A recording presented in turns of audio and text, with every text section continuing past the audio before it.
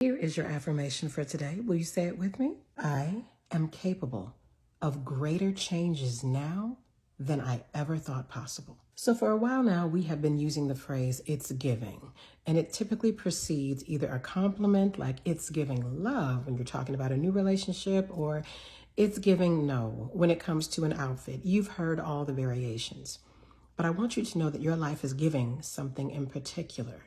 You're giving too much attention to certain capabilities that you did not have in the past. And I know that those situations hurt you, the circumstances, the people involved, the places, it's all so much, but you are not giving yourself enough credit. You have healed in ways that you did not realize that you've healed. And just because you remember what happened, it doesn't mean that you're necessarily controlled by that now.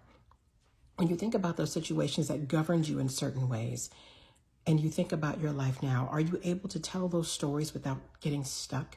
You can relay the information, but you don't necessarily have to stay in that place of rethinking about the violation, rethinking the levels of conversation that you were having and the disappointment that you dealt with, whatever the case is, or more importantly was. You know now that you can talk about it without being so attached to it. And you don't need to judge yourself by the harsh parameters of yesterday. Whatever you weren't capable of then, you need to come into now, because it's giving growth, much change, proof that your sacrifices have led way to some great results, and new season. You are in an entirely different place, and even with some new people and things and accomplishments, give credit where credit is due. That's what you need to give. And also, please give yourself a break. Sometimes you're harder on you than you are on anybody else. In fact, scratch the sometimes, you often are harder on yourself than you are on anybody else. You are in an entirely different place in your life.